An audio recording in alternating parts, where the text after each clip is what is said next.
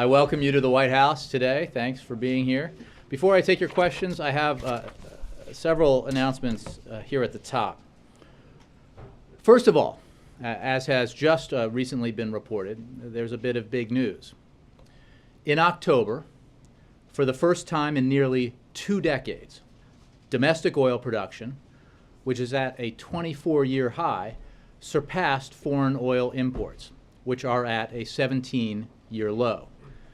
This milestone is a result of both increased production and administration policies like increased fuel economy standards that cut oil consumption, cut carbon pollution, and cut consumer bills. I have some visual aids here. The first chart shows what the Energy and Information Administration has found. For the first time since the 1990s, the monthly average of U.S. crude oil net imports will be less than the amount of crude oil we produced domestically during the same period. This transformation is driven by 3 primary factors. First, the improving efficiency of our cars and trucks, sparked by the President's historic fuel economy standards. Second, continuing catalytic investments in advanced vehicles and fuels, and increased biofuel production. Third, increasing domestic oil production. Taken together, these factors not only reduce our dependence on foreign oil, but work to reduce overall carbon pollution in our communities, as is shown in this second chart. As you can see, carbon pollution from the transportation sector was the lowest it's been in more than a decade in 2012. Improved efficiency in the transportation sector, as well as deployment of alternative fuel technologies like electric vehicles and biofuels, are driving this reduction in carbon pollution. The final chart underscores the important point that we do not need to choose between growing the economy and cutting pollution. While CO2 emissions are dropping, our economy is not slowing and our GDP continues to grow. The President's Climate Action Plan will spark innovation across a wide variety of energy technologies, resulting in cleaner forms of American-made energy. The President's plan will also help families cut energy waste, lowering their gas and utility bills. So this is a significant milestone, a reflection of the President's all-of-the-above approach to energy production, as well as his commitment to reducing carbon emissions. And it's rather remarkable if you look at the trajectory over the course of the last 2 decades that we are now importing less foreign oil than we are producing here at home. And that's something that is very welcome news indeed. The second announcement I have at the top is that today at 3 p.m. in the Oval Office, the President will sign H.R. 2094, the School Access to Emergency Epinephrine Act, which amends the Children's Asthma Treatment Grants Program and other asthma programs administered by the Department of Health and Human Services in order to encourage schools to plan for severe allergic reactions. There will be a photo spray at the top of that signing ceremony. Finally, we applaud congressional leaders in both the House and Senate for introducing a bill today that would help realize the President's vision of high-quality preschool for every American child. It's notable that the House version of the bill includes a Republican co-sponsor. Parents deserve safe places for their children to learn. And we know that for America to succeed in the 21st century, we will need the most dynamic, educated workforce in the world. There is no better down payment towards that goal than a great early start to education. Studies show that every dollar invested in early learning and development programs save as much as $7 down the road in higher earnings that yield more revenue and lower government spending on social services and crime prevention. That's why governors from both parties are investing in early education at the state level. But even so, most 4-year-olds are not in a high-quality public preschool program. This is an investment we need to make at the federal level, too, and one that the President has a plan to pay for, with a small increase to the federal tax on cigarettes, which would also discourage kids from smoking and benefit their health. The President believes we can and must do more to provide every child an opportunity, a great start in life, and this bill is a crucial step in that direction. Education, of course, cannot stop in the early years, and that is why, as Valerie Jarrett announced last night, next month the President will host a summit that will bring together college presidents, the private sector, and others to focus on increasing college access and completion for young people from disadvantaged backgrounds. This will include ensuring that we reach disadvantaged students early enough so that they are on a path to succeed in college and in their careers, and to help them wherever possible to match to the colleges where they are most likely to succeed.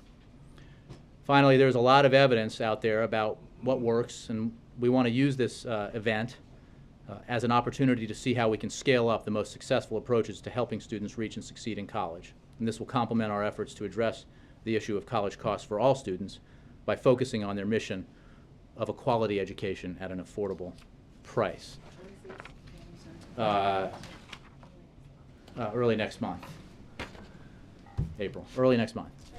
With that, I will go to the Associated Press. Jim. Thanks, Jay. A couple of things on health care. The House is expected to vote Friday on Congressman Upton's bill to continue to provide current health coverage, even though to Americans, even though it doesn't meet the new health law standards. You voiced your opposition, or the White House opposition to that yesterday. But I'm wondering if there's something, is there an alternative that the White House will provide to Democrats who seem eager, if not desperate, for something that they can support, if not this Upton bill? And do you have a view on Senator Landrieu's bill today, now that it's gaining more Democratic support? Jim, I thank you for the question. The President has always been eager to work with lawmakers of both parties who are sincerely interested in improving the Affordable Care Act. Major reforms like this, the past tells us, are upgraded and improved along the way through legislative action, and the President, as I said, has always been interested and has expressed that interest in working with lawmakers of both parties who envision a way to make legislative fixes so that improvements can be introduced.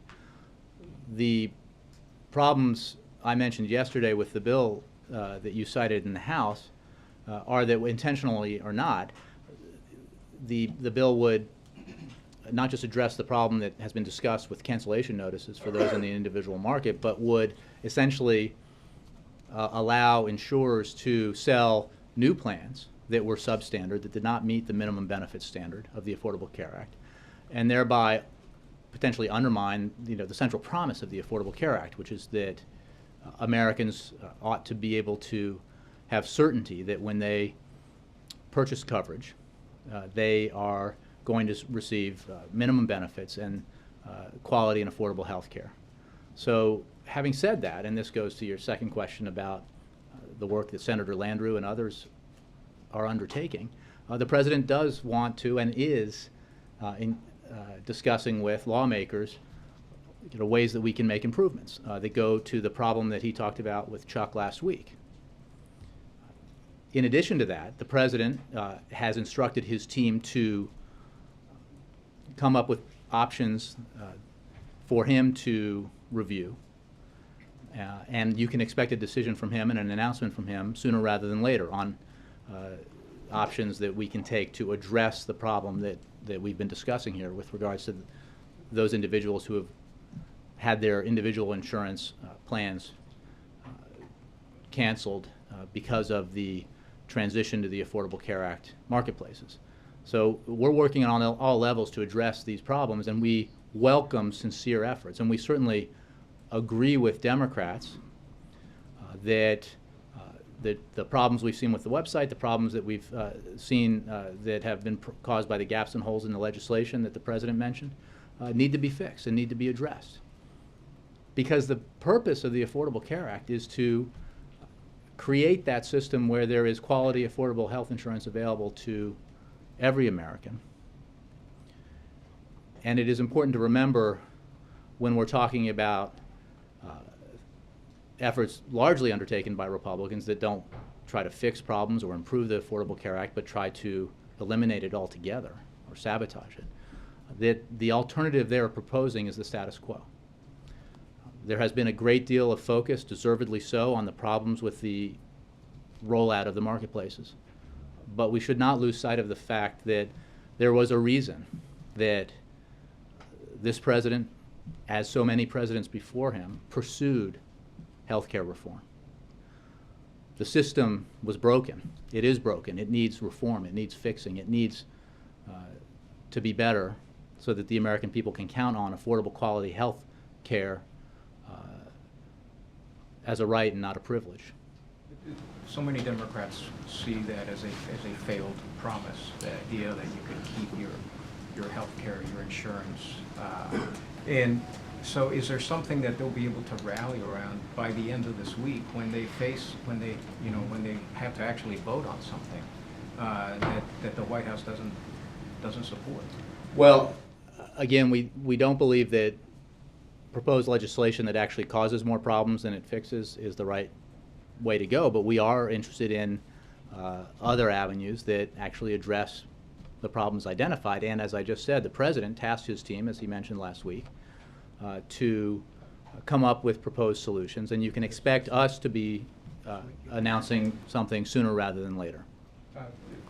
Briefly then, on last week, the President in Dallas, speaking about the healthcare website, said by the end of this month we anticipate that it's going to be working the way it is supposed to. Mm-hmm. Yesterday you said we expect it to be functioning properly and effectively for the vast majority of Americans by the end of the month. And today, Todd Park, the White House Chief Technology Officer, wouldn't guarantee that it would be fully functional by November 30th, but said it was a goal. Mm-hmm. So the President gets updated on this daily. Wondered, what is today's appraisal of November 30th? Is it going to be functioning? And when you say, for a vast majority of Americans, even if it doesn't help everybody, you could still be leaving millions of Americans not getting access to that website. Well, let me say a couple of things. As Jeff Zients, who is managing this effort, said publicly to the press, we are working 24/7, making changes and improvements to the website, and it is our belief that we are on track so that by November 30th, healthcare.gov will be working smoothly for the vast majority of users. That's what Jeff said, and that remains the case today. As I think Todd Park said in his testimony, and others have said, and I have said, there are still problems that need to be addressed, even as we work through a punch list, or the tech team works through a punch list of issues that need to be resolved. The fact is, on November 13th, we are not where we will be and want to be by November 30th. But it remains the case that we believe the site will be working smoothly for the vast majority of users by the end of the month. That was the frame that Jeff Zients talked about when he first established this goal, and we believe we're on track. We make assessments all the time. Today we are confident that we are on track to achieve that. If that changes, we will certainly let you know. Let me also be clear, as I said yesterday, as with any major website that's complex, as this one is, it can be working smoothly for the vast majority of users, and there can still be individuals who experience problems. So I do not doubt that if we meet this goal and it is working smoothly for the vast majority of users, that there will be stories of people who experience delays or difficulties. But it is our conviction that we can, with the fixes that are being implemented, reach that goal by November 30th. And again, the purpose of this is to ensure that Americans who are interested in reviewing their options and purchasing quality, affordable health insurance through the marketplaces are able to do so in a satisfactory way. And there's no question that from the launch date on October 1st, the performance of the website has been far less than satisfactory. I think that it's important to note, and CMS has released some of this information, but I can do it from here too, that this progress that is being made every day is measured against metrics that focus on response time and error rate and site stability. Progress on these metrics are moving in the right direction. Pages are loading faster and error rates are down, and we expect to see more progress each week. On response time, we have cut the average wait time of 8 seconds for pages across the site to load to less than 1 second. That's progress. We're not where we need to be, but that is progress. On error rate, we have reduced the error rate, the frequency on a per-page basis of system timeouts or failures, that prevented the user from advancing from 6% to 2% as of last week. That was announced last week, and I can tell you today that that error rate is now below 1%. That's progress. It is not where we need to be. It is not where we expect to be on November 30th, but that is progress. On site stability, as you know, the system has gone down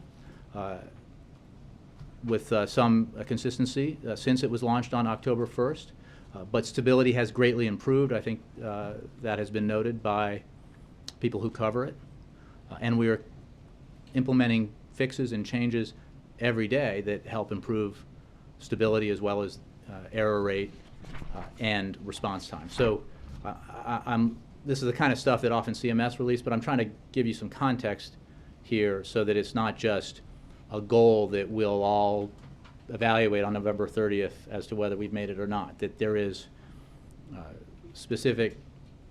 there are specific metrics by which progress is measured, and there is measurable progress to report.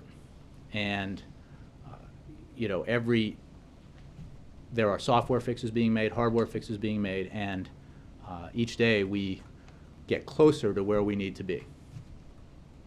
Yeah. Jay, on a separate topic, Iran, the President spoke to Prime Minister Cameron and French President Hollande today and recently.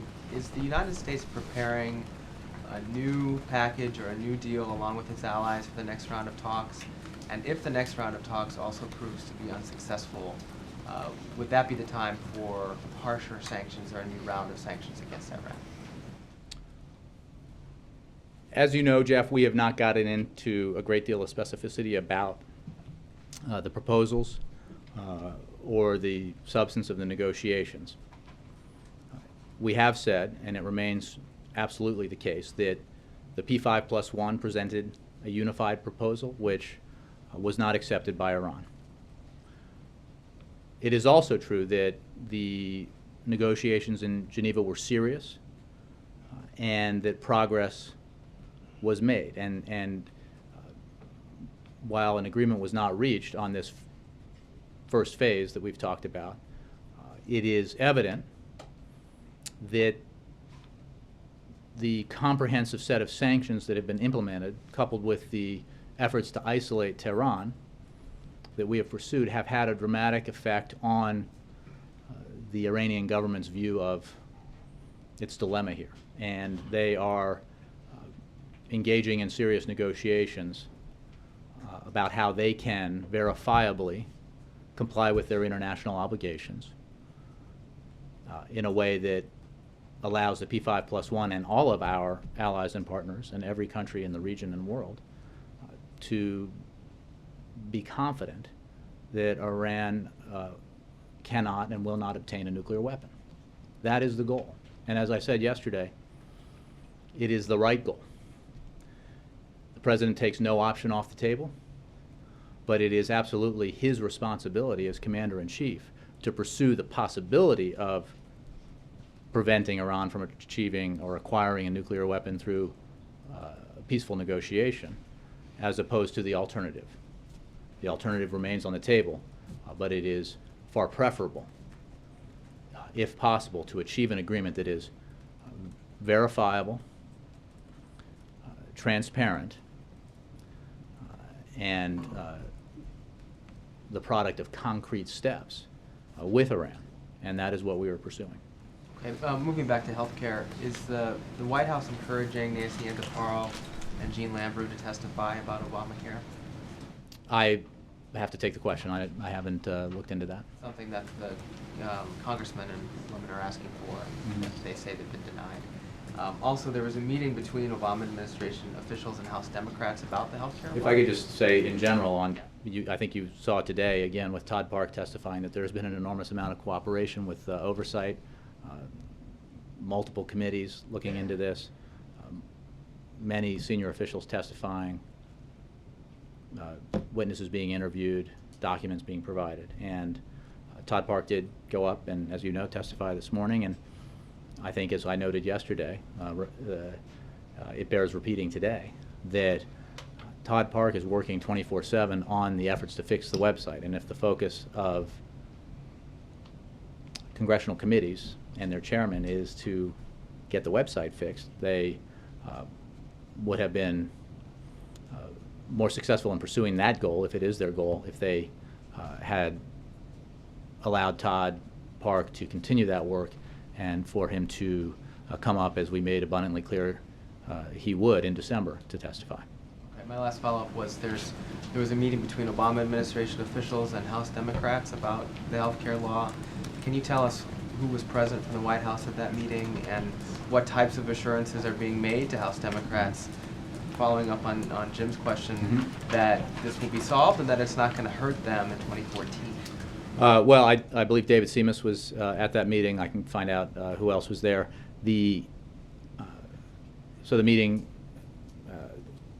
took place, and these, reflective of the kinds of meetings and the many meetings that we've had on the Affordable Care Act and its implementation, and the problems that we've experienced with the website and other challenges. And I think that the frustration that Democrats who strongly support the Affordable Care Act and who strongly believe that it is the right thing to do and needs to be implemented so that it can benefit their constituents and the American people is similar to the frustration the president feels. Nobody is satisfied. Nobody who supports health care reform and supports successful implementation of the Affordable Care Act is satisfied with what we've seen out of the website and with some of these other problems. Now, there are those who are clearly rooting for failure because their preference has always been that there not be any reform. We know That you're not satisfied. The question is what kind of assurances can be made to Democrats? The People on your assurances team that- right sure. now, The that assu- this isn't going to hurt their election chances next year. I think that there are two things that I can say in response to that. One, the president and everybody else here looks at this as a matter of policy first and politics second, because the policy here is what matters.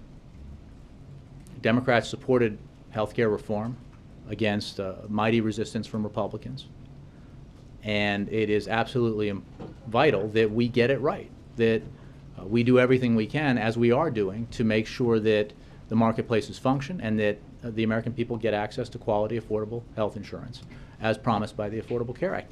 And that's on the individual level, and then on the broader macroeconomic level, that the Affordable Care Act continues to deliver on the promise of bending the cost curve, producing savings within our healthcare system, reflected, as we've seen, in the fact that healthcare inflation has been lower in the last 3 years since the Affordable Care Act was passed than at any time in the previous half century. And that's the assurance we can give them, that we are working every day, and we're working with them, and as I mentioned earlier, talking to lawmakers about ideas they have to make this, to help improve this situation, so that we deliver on the policy promise. And the policy promise stands in stark contrast, if fulfilled, with the alternative, and that goes to the politics. I'm going to move, because yesterday I think we spent almost 45 minutes on the front row. John. Two questions for you, Jay. One, when you say sooner rather than the later, as far as the president announcing some sort of administrative plan here, would sooner be before Friday when the House votes on the Upton bill? Sooner rather than later. And second, And as I mentioned yesterday, when the president says, or asks his team to work quickly to come up with policy options, people respond quickly to that request. secondly, the meeting today with House Democrats, this wasn't a group of moderates in swing districts that were taking issue with what David Seamus and Mike Hash were telling them. It was Anna Eshoo from California, from Silicon Valley, a good friend of Nancy Pelosi, Mike Doyle, who was a big interlocutor to get Catholics on board with the original vote on ACA, somebody who was a big supporter. Is the president concerned about a slide in Democratic support here, something that might be irreversible if you don't get things fixed soon? The president is concerned about getting implementation of the Affordable Care Act right, which is a concern shared by the members you just mentioned and by every Democratic member of the House, I trust, and every Democratic member of the Senate. It might perhaps be shared by even some Republicans. We'll see. The fact is, it's the law of the land. It provides exceptional benefits to the American people, and it needs to be gotten right. And that's what the president's focused on. When it comes to political support I would simply say what I just said earlier, which is that politics follows policy here. The fact of the matter is, and I know that a lot of attention is being paid to polls, and I'm not discounting that at all, and I know that the current situation is turbulent when it comes to the problems that we've seen with the implementation of the marketplaces. But it was just 3 or 4 weeks ago that I stood in this room and took questions about whether or not the Republican Party was in terminal decline in the wake of the decision by House Republicans to shut the government down over their opposition to Obamacare. So politics is a fluid business. Policy, I didn't make that assertion, reporters did. And what I said in response to those questions was what the President believes, which is that this country thrives with a vibrant two-party system, and that we need a strong two-party system in which both parties are trying to achieve compromise on behalf of the American people. That's what the President believes. So the whole point is that politics are fluid. The policy is what matters. The policy and the benefits are what matters, and that's what we're focused on. Can I follow? I think I'm going to get to ABC. Victoria. Senator Elizabeth Warren was saying today that with Republicans filibustering a candidate for the D.C. Court of Appeals yesterday, they are effectively trying to nullify the results of the last election and seriously looking at going for the nuclear option. Would you like to comment on whether you think they're going that far?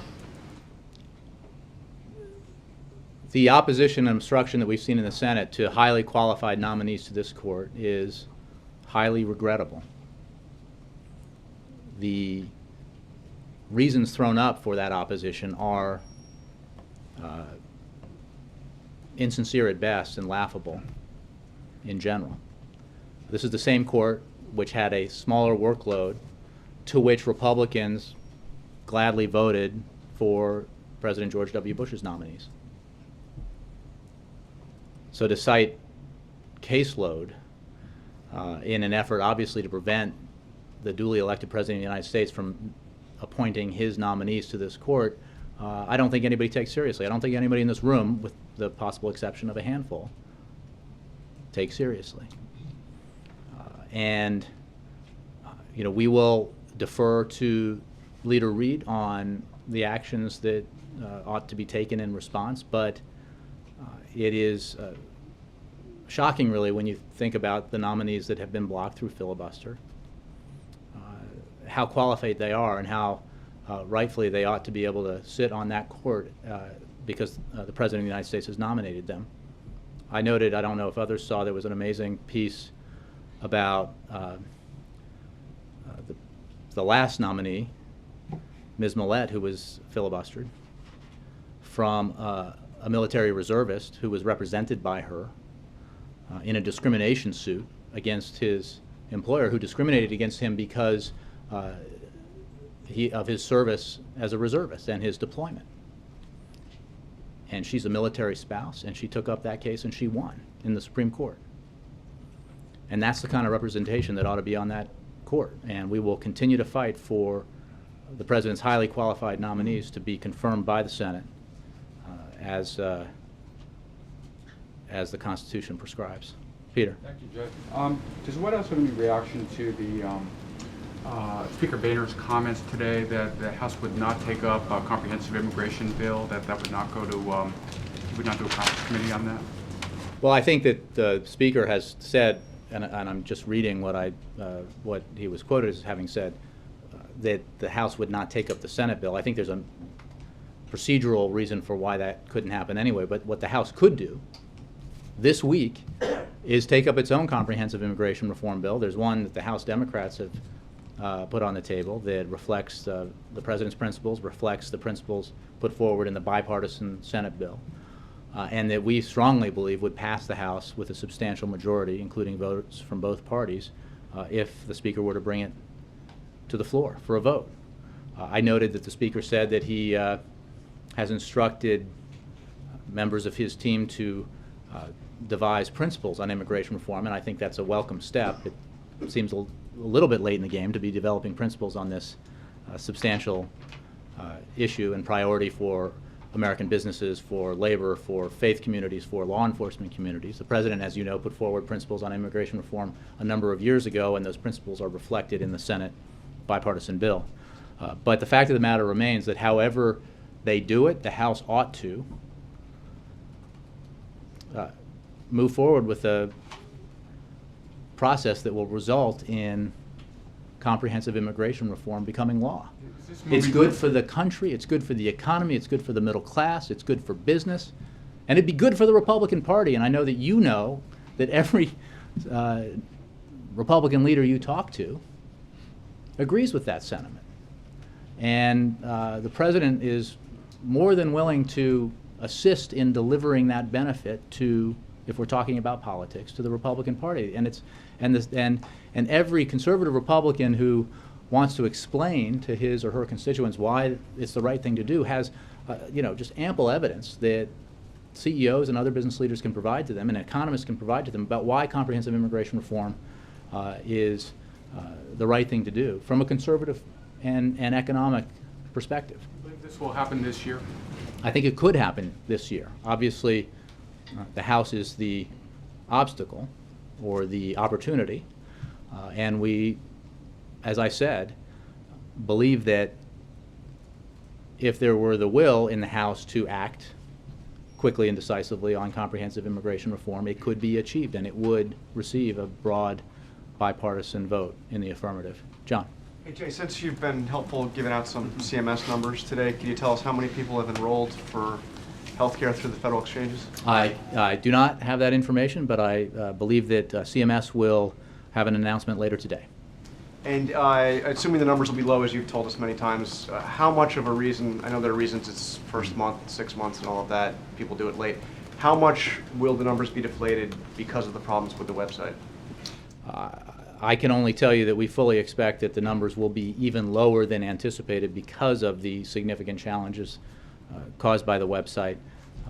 I would defer you to CMS and the briefing that they'll give on the numbers when they present them. And we learned from GAO today at the hearing in the House that the website development cost, in the words of the GAO, north of $600 million.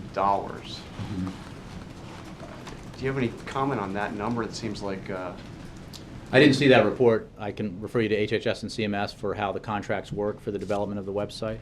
I know that the teams now that have been brought in are working under existing contracts in an effort to fix the problems that the website has and to continue to work down the punch list as I described earlier. But does the President think the taxpayers got their money's worth out of that? The President certainly thinks that the website has functioned far below expectations and is wholly unsatisfied with its performance thus far. And he believes that the American people, and most specifically those Americans who are seeking insurance through the marketplaces and quality, affordable insurance for many of them for the first time, deserve better.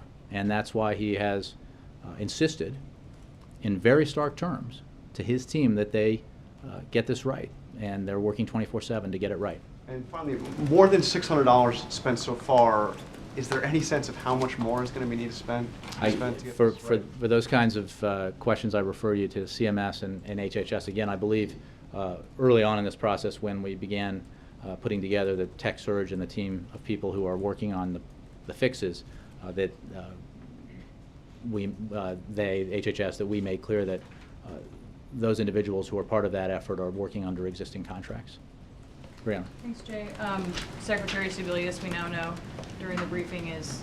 Brianna, can I ask your indulgence for one moment? I just wanted to bring up one other point in answer to John, which is that it's important to note, and it is often neglected as a data point by critics of the Affordable Care Act, that as scored by the CBO, the Affordable Care Act will significantly reduce the deficit both in the first 10 years and truly significantly in the second 10 years, as scored by the CBO, nonpartisan body that Republicans and Democrats frequently cite, and I'm citing today. Brianna. We're expecting the announcement of enrollment numbers today, as you said. Obviously, the President has seen them. Is that right? I haven't spoken with him about this today, so the President is regularly updated. it's I mean, certainly, you I just don't know if he's seen the, I mean, the this final is- figures. I think what we've said all along this is and was true, which is that this is data coming in from a lot of sources. It has to be scrubbed, it has to be checked, so that when it's released, that it is as accurate as possible. So what I can't, it's a let me huge just. deal. He doesn't have a Sure. reaction to it? Well, again, I think we should wait until the thing to which you're asking for a reaction is released publicly, and then we can talk about what it means. What I can tell Will you. you come out again and talk to us about it? I'm hoping that I'll be done for the day after this, but one never knows. Will come out and talk to us. You never know. But my point, Brianna, is I promise you that no one will be satisfied with the numbers, because they will be below what we sought prior to the launch. And that while it is fully expected and was fully expected that enrollment would be low in the first month, because that is the historic experience here, with Massachusetts being the best example to look to. The lowness will be exacerbated because of the significant problems with the website, and the website obviously was a major avenue through which people But would be able to He's enroll. been briefed on this. Again, Brianna, I just said that I haven't talked to him about this today, so I want to be careful about blithely stating yes. I suspect the answer is yes, but I don't know. And again, final numbers would be dependent upon the sort of final scrub. We talk about the punch list. Talking to sources, it sounds like the punch list is comprised of priorities as well as defects, that some of the defects don't necessarily meet the threshold of making the website not operational.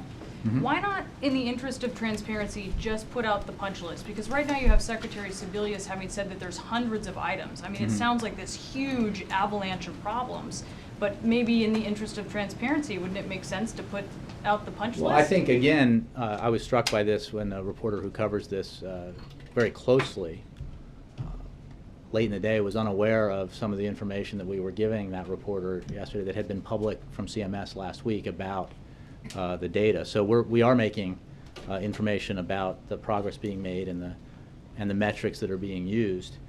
And I'm sure that in the regular briefings that CMS has been doing, that more data than I'll be able to provide is being provided and will be provided.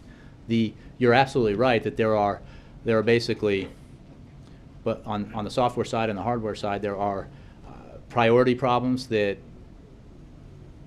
are being addressed as priorities, because fixing them will have the greatest impact on error rate and stability and delay time, which are the principal problems that need to be resolved. But there are a whole host of other small issues that are also sort of on another list that are addressed when the site goes down for maintenance, for regular maintenance overnight, that are addressed, as well as the major priority list. You're sort of, I think, sketching out a scenario of what the website functionality may look like come November 30th, where you said, some people will be experiencing delays still. Well, I'm just guessing that, as is the case with every major website that I've ever used, that But that's not- it's not a perfect that's- experience for everyone. So I just don't want to, I want to anticipate for you that even if we meet our goal, which we're assessing regularly, the progress toward it, of having the website working smoothly for the vast majority of users by November 30th, that we can both meet that goal and have individual experiences reported back to us that are less than satisfactory. And I think that will those will be tackled in the same manner that the more serious and higher volume problems have been tackled heretofore. But what is the goal? When you say vast majority, I mean, it sounds like the people who are actually on the, or I understand it to be the case that the people who are actually on the ground working out the technical fixes for healthcare.gov don't know what that means. I think Is that rhetoric, or is it an operational goal? I think it reflects, and I would point you to briefers at CMS for more details, including Jeff Sines, who has addressed this, the realistic goal of the site working as it was intended to, i.e. smoothly, for the vast majority of users. And I think that, mean, the I think vast it means majority? what I'm saying, which is that we do not and would not set a goal, and should never have set a There has to goal. be a number, right? Well, I don't have a number attached to that. I think that, again, it would be hard to pinpoint when you're getting anecdotal cases of individuals who have not had a satisfactory experience, what that percentage Except represents. You're citing, I mean, Park is on the Hill today citing how many people can go on the website. You know the number of how many people can. Right, but today's November 13th. What I'm saying is in the goal that we're setting, But so what we is the know goal? we have a So what is snapshot. the number goal A for vast majority. I mean, there's a number goal of concurrent users, if that's what Todd Park was talking about today, I believe, in his testimony. And, there are a number of goals in terms of volume capacity, and I think others were testifying, or someone else was testifying about the number of people who are registering or signing up in There an is no hour. number, so there's no number goal. Brown, I think that, again, we're talking about November 30th, and we're talking about having the website function effectively for the vast majority of users. And I'm being, I think, very clear here, as I was yesterday, by saying that that does not mean, and nor should you or do we expect it to mean, that there will not be, even if we meet that goal, any individuals out there who didn't have the website timeout or didn't have a 8-second delay for one page loading, because that happens as it does, I think, for all of us on websites every day. Does it meet the president's rubric when you're talking about some people experiencing delay? So presumably, because you won't commit to a number, that could be a sizable number. Does that meet with what he said I a think it week would ago, where be he said we the can other side of a anticipate that vast it is majority. going to be working the way it is supposed to? Yeah, for the vast majority of users. He didn't say that. Okay. It should be working the way it's supposed to be working, and that means that for the vast majority of users, it's working smoothly. They have a satisfactory experience, that the wait times are not problematic, that the pages move through quickly, they don't get error messages, and they're able to shop and successfully register and enroll in a way that allows them to feel comfortable with the process. That's the goal. And obviously, because this, in part, has to do with individuals having an experience with a website and its interface, it's some of the factors of satisfaction are hard to measure. So we have metrics that try to address that in terms of error rates and load rates. So they're focusing on those technical fixes that will improve the experience, and have already, as I noted, improved the experience for users thus far. Alexis. Jay, you were talking about when the president would soon announce what he thinks is the solution for the folks who got cancellation. Sooner rather than later. Right. But you made clear that he would like himself to explain what that is. At that time... No, I didn't say that. I mean, I think we are going to, at the president's direction, as he made clear in his interview with NBC, he's tasked his team with coming up with proposals that would address the problem. Oh, so And, he might well, not- I'm just not making a scheduling announcement about either specifically when, except that it's sooner rather than later, or how those proposals will be put forward. I can just tell you that the president's made very clear to his team that he wants these proposals reviewed, and then he'll make a decision about how to move forward. Okay. And then again, in the context of questions about Senator Landrieu and other potential legislative remedies, we are in regular conversation with lawmakers who are sincerely focused on trying to address the gaps and holes in the legislation. Okay, well, back to the land of vague, then I want to move forward to the question I was going to ask, which is, Jeff Science has been very clear in the calls that he's been on that realistically they have encountered many unexpected things that have occurred, Mhm. even though progress has been made. My question is the president prepared at some point this month to talk publicly about the potential that folks will not be able to actually get and pay for insurance that they need by January 1 for whatever host of reasons? Would he be able to say, I have contingency plans, or here's what we, you know? Sure.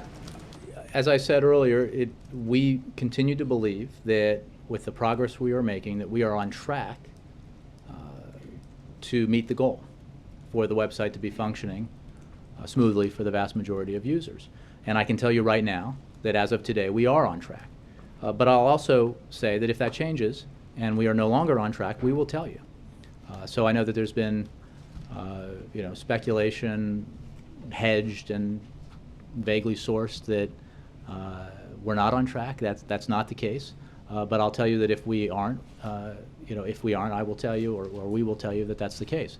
The president, again, I think it goes to some of the questions that I addressed earlier about what the purpose of all this is, which is getting the implementation of this policy right so that the benefits that accrue to the American people are delivered to the American people who need them and who will benefit from them. So, that's what we're focused on, and we'll be, as we have in taking ownership of the wholly unacceptable problems with the website, we'll continue to be candid about where we are. And where we are today is we're on track to meet that goal.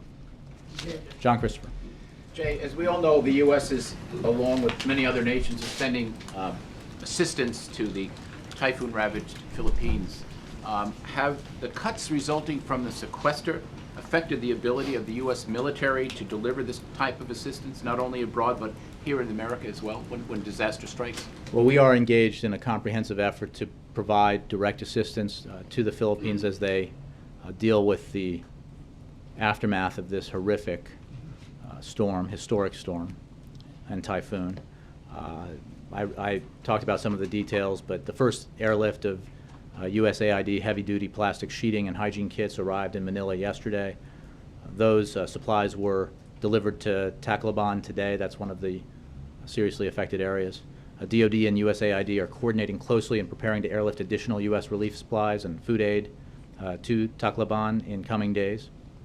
The USS George Washington Carrier Strike Group is scheduled to arrive on November 14th, tomorrow, which will help expand search and rescue operations, provide medical care and logistical support, and serve as a platform for helicopters that can move supplies to remote areas. And we can provide you with greater information. In answer to your question about the budgets, I mean, we are deploying all the resources that we can to this effort. I would refer you to DOD about the effects of sequester on that. I have not heard that this is the sequester has caused a problem beyond the overall squeeze that sequester has placed on defense spending. Secretary Hagel seemed to be concerned about the sequester. Well, I would certainly defer to Secretary Hagel, who knows in greater detail about those challenges than I do. Let me go to Major and then, yeah. Okay, there hasn't been a statement of administration policy I've seen, so just to clarify, if the Upton bill were presented to the President, would he veto it? Well, again, we don't have a statement, well, not again, but as you noted, we don't have a statement of administration policy, so I don't have a formal response or statement for you. What I said yesterday and today is our view of that legislation or legislation like it that would, in attempting to address the problem that we've been discussing with those who have had their policies canceled and are not in a position, are not necessarily part of the group who will be able to get free quality health insurance through Medicaid or better, higher quality insurance at the same or lower cost because of the tax credits, that in trying to fix that problem, this would introduce a whole other series of problems that potentially could undermine the central promise and premise of the Affordable Care Act and the minimum standards that it sets. So, something the President would want to veto. well, again, Major, I don't have a statement of administration policy that the language we use goes to. There are formalities involved in that. I can tell you that we do not support the legislation as it's been described or introduced. To use your phrase, the Upton bill or piece of legislation like that, does the Landrieu bill fall into that category of legislation like the Upton bill, therefore having the same defects? Well, I think that Senator Landrieu's proposal shares a similar goal to what the President has asked his team to explore. There may be ways to help some people with cancellation notices without legislation, but we are happy to work with her and any member of Congress who has ideas on how to make the Affordable Care Act better. So I think there is a distinction. And again, even with, well, I think if you look at the language surrounding both bills, there are substantive distinctions. The overall point I would make is that any lawmaker here, any member here of either party, and if there, and the President said this all along, if there are Republicans who are sincerely interested in making improvements and fixing problems to the Affordable Care Act so that it delivers the benefits that the American people have coming to them by law, then the President's very interested in working with those members. What we haven't seen thus far from Republicans, and I think we heard from the Speaker today, is that they're actually not, well, I don't know, I don't want to label all of them, but I think their position, the position that they have held for so many years now has not changed that I've seen, which is that their preference, their goal in all of this is to eliminate the Affordable Care Act and to return us to the status quo ante, which is one in which insurance companies can cancel your policy, and one in which, by the way, this is an interesting statistic when we're talking about the individual insurance market, where on an annual basis, prior to the passage of the Affordable Care Act, premiums rose 15% on average every year. As we've talked about, this is a part of the market where consumers are most susceptible to price hikes and premium hikes and changes in their policies, and have so few choices that they, and especially so few affordable choices that they, in order to get some coverage, are often purchasing policies that provide substandard coverage. So it can't be lost amidst all the justifiable focus on the problems with the implementation here that the Affordable Care Act was designed to fix a real problem, and a problem for the American people, a problem for employers, and a problem when it comes to overall costs for the federal government. And that's why it's important that the Affordable Care Act continues to do what it has done thus far, which is reduce healthcare inflation. Let's focus on Senate Democrats for a second, because Harry Reid has just announced he will bring the entire Democratic caucus here to the White House tomorrow to meet with the President to talk about the health care law. A, can you confirm that? B, will this be the place where the President and his senior advisors will at least begin to brief Senate Democrats on a possible fix for this particular individual insurance market problem that he sees and wants resolved? What I can tell you is that any meeting we have with Senate Democrats would be one of a series of meetings that we've been having on this and many other issues. So it would not be, when it comes to addressing the cancellation issues, it would not be the first conversation or meeting we've had with Senate Democratic leadership or rank and file members. So I will get back to you on confirming the meeting, but the fact is that that's consistent with the approach that we've taken in terms of engaging lawmakers who are focused on getting this right and are rightfully frustrated and concerned that it hasn't been implemented well thus far. So we want to work with them, and we'll continue to do that in an effort to make sure that the American people get the benefits that they deserve through the Affordable Care Act. Last question. You mentioned polls earlier. And I know I was the first to mention it. I can't believe yes, that. Which is unusual, which is why I'm taking the hook. The Quinnipiac poll said a lot of things, but only one thing I want to ask you about is that 52% in that poll, and this is consistent with some other survey data, say they do not believe the President is honest and trustworthy. 44% said they do believe he's honest and trustworthy. For the first time, a majority, though a narrow majority, placed the President and his word in the not trustworthy, not honest category. How damaging is that for the President? And I want you to sort of remember your previous life as a reporter who looked at presidents. That can often be a tipping point for any president, where they're not believed or their message is not as credible as it once was. Is that now a problem for this White House? Of course, when I was a reporter, I never reacted, impetuously to any individual poll. But what I can tell you is that, as I mentioned, it's not only one poll. Sure. What I would say is that there is no question that the dysfunction in Washington that the American people have seen is taking its toll on everyone. And while the President's ratings are low for him, they're sky high in comparison with Congress, and in particular Republicans in Congress. I'm not saying that is an end. Comfortable with these numbers. I was just going to say that's not satisfactory to us, only because it reflects a feeling among the American people that this place is not working for them. And that was reflected very clearly in the wholly unnecessary shutdown, which damaged the economy, hurt the middle class without reason. And it's reflected, I think, in some of the frustration that the American people have felt or have felt in response to reports that others have felt about the website and the implementation of the Affordable Care Act.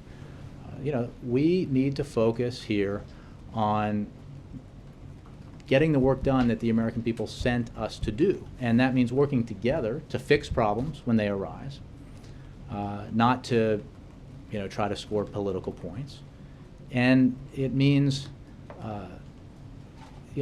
taking ownership and responsibility for problems that happen on your watch. And I think you've seen the president do that. You saw him do it right away with the website, and you saw him do it when talking about those in the individual market who have been left in a bad situation because of these cancellations. And that's what he can do. What he can do is show, and I think this would apply to any elected official here, that what they can do against the backdrop of this dissatisfaction and unhappiness with Washington is prove to their constituents that they're waking up every day working for them. And that means, spending less time fighting about ideological differences and more time focused on fixes and solutions to the problems that the American people feel. I mean, I think we all know, if we look at this data, that most Americans aren't focused on healthcare.gov. They're focused on their economic plight and whether or not they're going to have a pay raise, and whether their family's economic situation is going to get better, whether or not they're going to be able to send their kids to school. If they have young kids, do they have quality preschool for them? So, those are the issues that we need to keep in mind, all of us. Right, but I promise not to belabor Sure. this, but this is a singular attitude about the president and his believability and his words. Dysfunction can be registered in polling data across the spectrum, and it's certainly not a new phenomenon in Washington, okay? This seems to represent a new low for the president, and I'm wondering if you think it's a reflection of the public's digestion of what the president said about insurance policies, you can keep them, that having to be revised, and that he's in an undertow of some of the rhetoric that did not meet the public's expectation. Major, I wouldn't contest any analysis that's reasonable that you might apply to this, whatever it is, I think the lesson that we have to draw from it is that the American people are not satisfied, that we're, all of us, focus on the things that matter to them, and we're not getting the results that they want. And when it comes to the Affordable Care Act, that means that that includes the president and Congress getting the results that they believe they ought to see. And that means getting the website working and taking care of those people who are adversely affected by the transition in the individual market. And that's what he's focused on. And he doesn't spend a lot of time worrying about ups and downs in the polls, not because he's different from the rest of Washington or people who are in elected office, because he knows that he wasn't sent here to have this rating in this in answer to this question in a poll. He was sent here to deliver on what he ran on. And I think it's very instructive if you go back to 2007 and look at what he said about health care reform in Iowa. He said that people have been fighting over the need to reform the health care system for years, and they have not succeeded. And they have not succeeded because the entrenched interests and the establishment have forced failure. And what he was able to achieve with Congress was passage of comprehensive health care reform. But that's half of the deal. The other half is implementing that comprehensive health care reform, the Affordable Care Act, and that's what we're doing, because that is, that's what he said he would do. And doing what you say you do, doing what you said you would do, is the way that you demonstrate to the American people, to your constituents, that you're focused on them. Jay? All right. This morning, senior White House aides got a briefing from the President's Intelligence Review Panel on their preliminary conclusions. Does the White House plan to do anything with that, or are you going to wait until the December 15th final report? It's accurate what you say about the interim report, but there's no public presentation of a preliminary or interim report. We'll have more to say about that at the conclusion of the review. Without getting into the details of the report, can you say whether the White House plans to act based on this briefing today, or whether the White House plans to wait until December to take actions? I think I've said in the past, and this is not specific to this report or anything that might be contained within it, that as part of the overall review of our intelligence gathering practices, decisions are being made by the President and implemented by the President, but beyond that, I have to ask you to wait until we've completed the various reviews have been completed, and we have more to say that we can say in a way that's as transparent as possible, mindful of the fact that we're dealing with sensitive, often classified information. Mike, Chuck, then Mike, then Wendell. Very, very quick, just on the Landry bill, Mhm. because it isn't fully clear to me. The MIT, one of the architects, MIT professor Jonathan Gruber, says it's also, basically says the Landry bill, while not as bad as the Upton bill in undermining the law, also would undermine some large portions of the law. Does the administration share that view? I haven't had a specific review. I can tell you that Senator Landrieu's proposal, as I understand it, shares the goal that the President discussed with you, and that he has asked his team to achieve through proposals that they will present to him.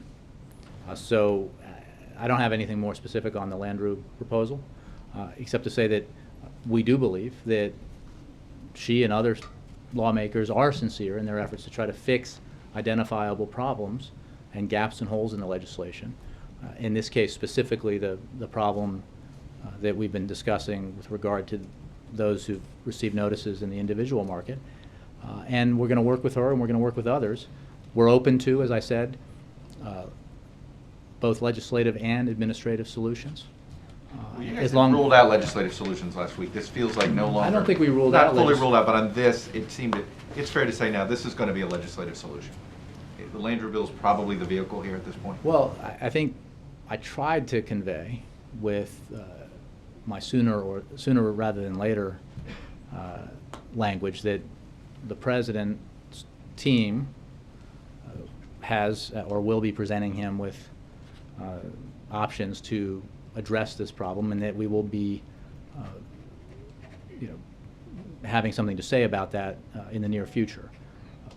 That does not preclude other avenues that we would consider supporting and examine that are meant to address this problem. So it's not necessarily an either or. If we can achieve this administratively, we will certainly look at that possibility. If there's a way to do this either administratively and legislatively, or legislatively, we'll look at that. I think that our approach has always been to work with anyone who's sincerely focused on fixing problems to make it better, as opposed to introducing legislation that's designed to actually kill reform and send the American people back to the world of healthcare insurance that existed before the Affordable Care Act. Very quickly, are you concerned that the low enrollment numbers, you said no matter what they are, you're not going to be satisfied, will end up become sort of snowball, if you will, where it becomes where people then avoid the website, avoid signing up, that it becomes an inevitable issue that the people just don't want to sign up for the health care. Well, they don't trust it. I think that has to be a concern, that the problems we've seen with the website have caused those Americans who actually have self-identified as being part of the universe of people who want to get insurance through the marketplaces, some concern about whether it will work even if we say it's working. And that's why we're going to have to work overtime to provide information to those Americans about how the website's working, what their options are, through the various avenues available to us to get them that information and allow them to sign up and enroll, working with insurance companies, with states, and obviously with the team that's fixing the website. So, there's no question we've made our work harder for us. Does No the law question. have a credibility problem? Does what? You feel like the law is a credibility problem I think with the that public? I think this goes to what I've been referring to, which is that the law delivers benefits that any survey, when you itemize those benefits, reflects overwhelming support for. It is our responsibility to make sure that the law is implemented so that those benefits are delivered to the American people, and the politics, good or bad, will flow from that. With all the problems with the implementation that we've seen with the marketplaces, it is absolutely important to remember, because this is not the Affordable Care Act is not running against itself in the campaign of public opinion. It's also running against the alternative.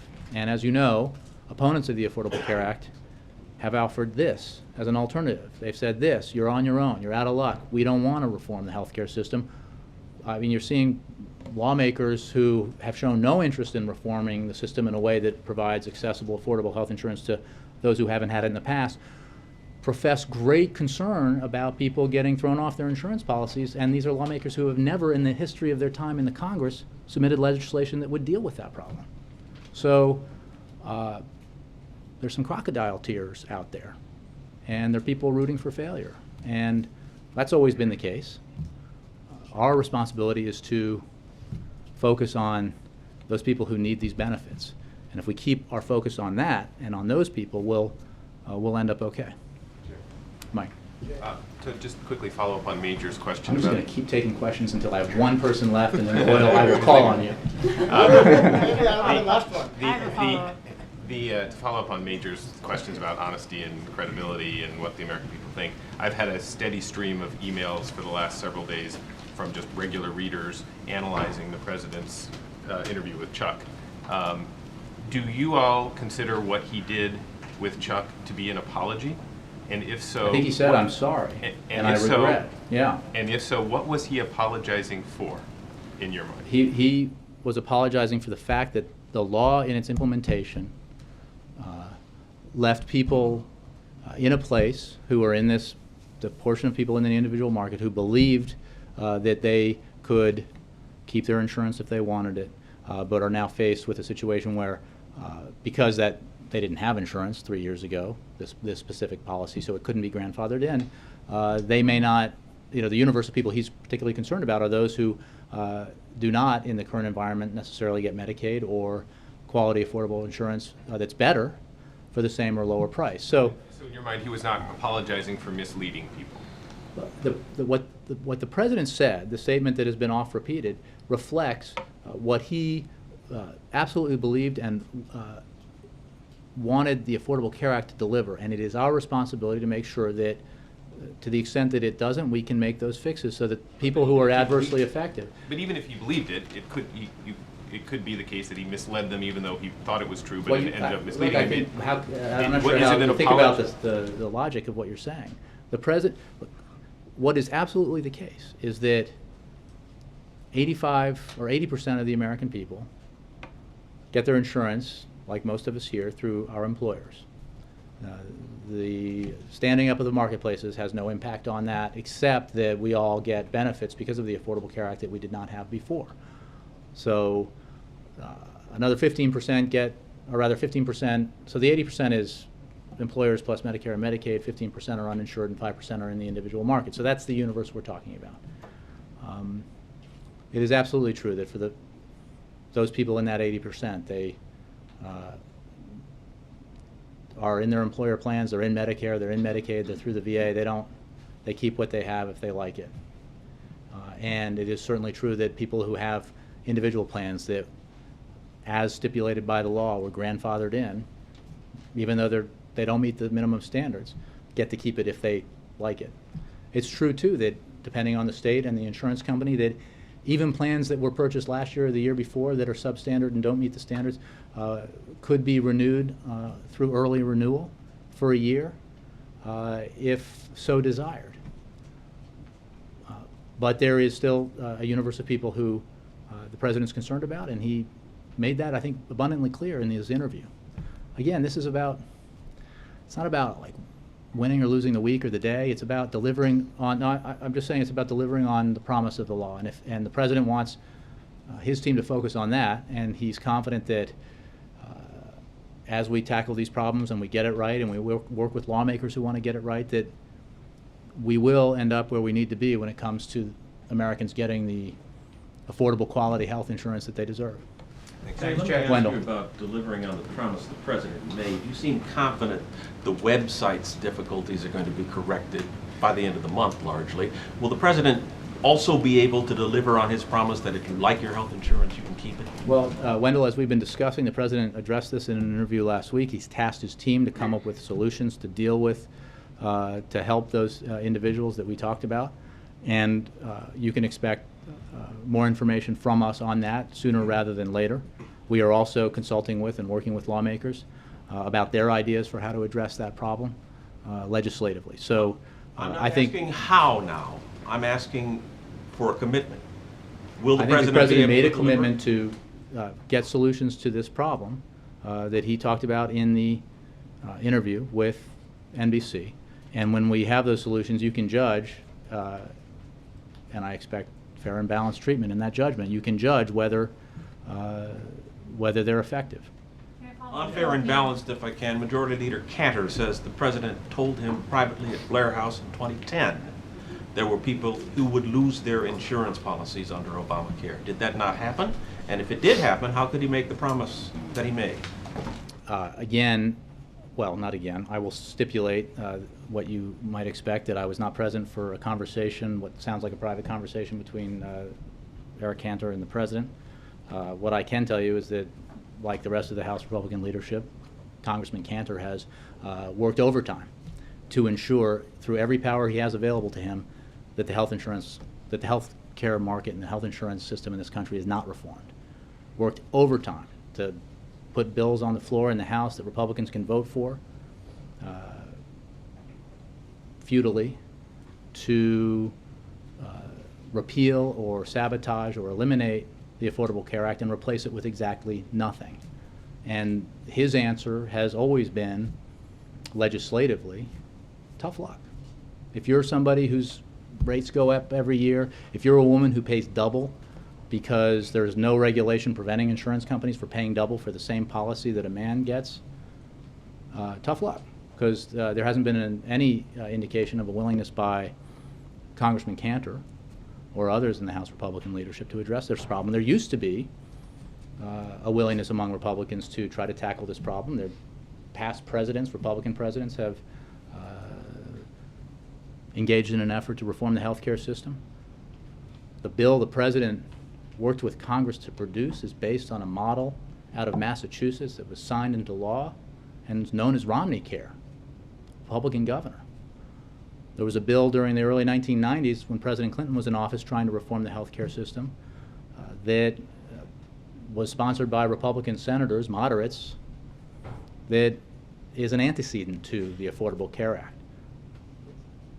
The whole point of the path the president took through the Affordable Care Act was to build on the existing private insurance system, because doing it that way caused the least amount of disruption. You know, engaging in the sort of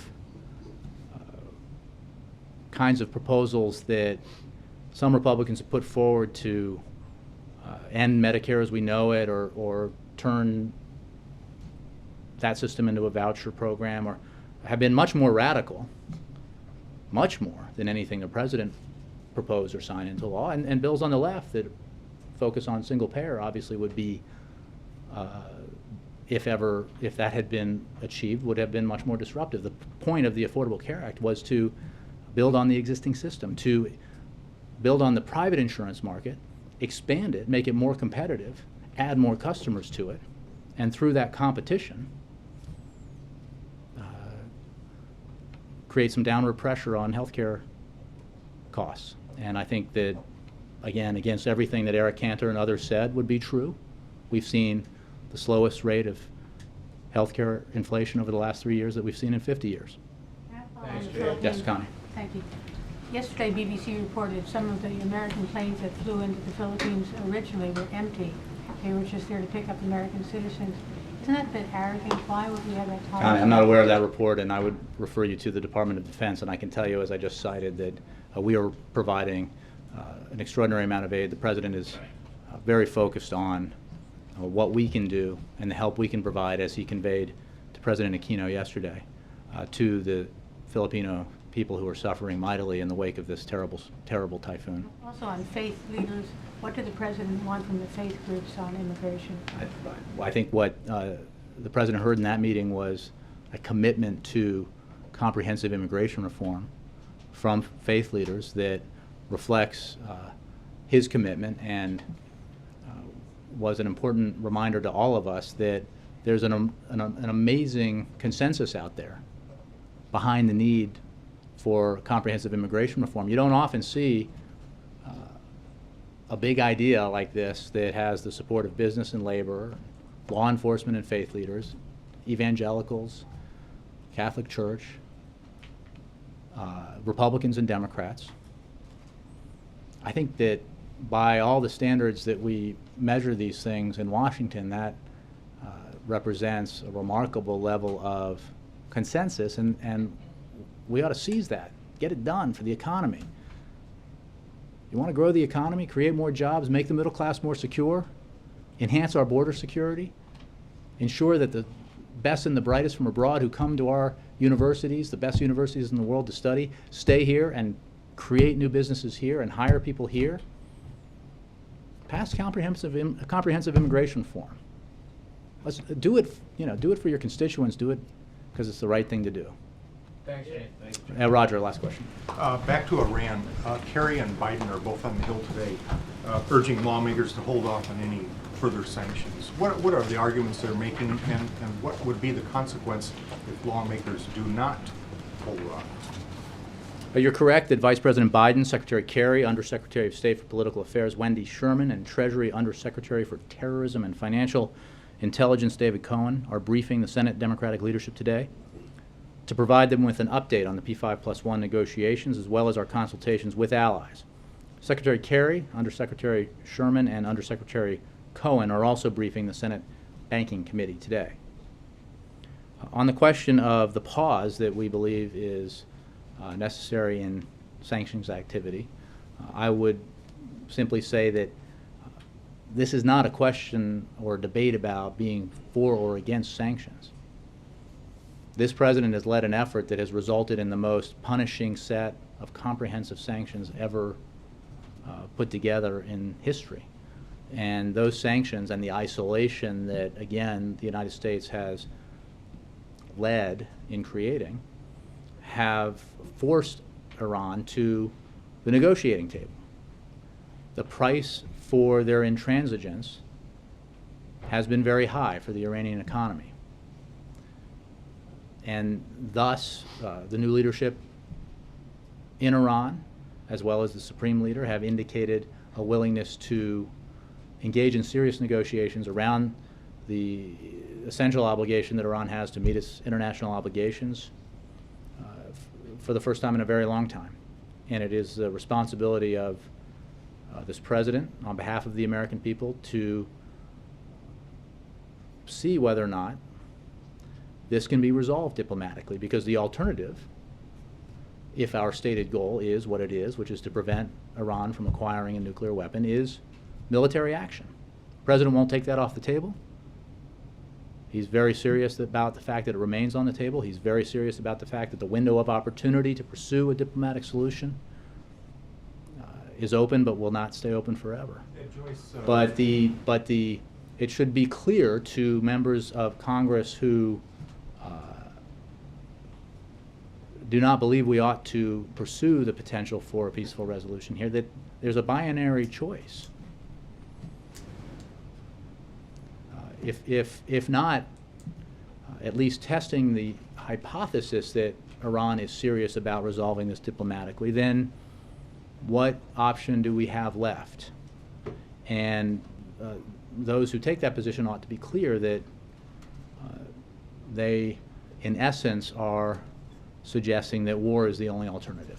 Is there concern that that if further sanctions were added, that the November 20 next rounds of negotiations would get blown up, would not take place? Well, the specific impact, I think, is hard to predict, but I think that the point is that we ought to have a pause so that these negotiations can take place and we can test whether or not there is a willingness by Iran to verifiably and transparently take steps to halt progress in its nuclear program, to roll back some of the progress that we've seen, and then to engage in a process for a final resolution of these concerns in a verifiable, transparent, and concrete way.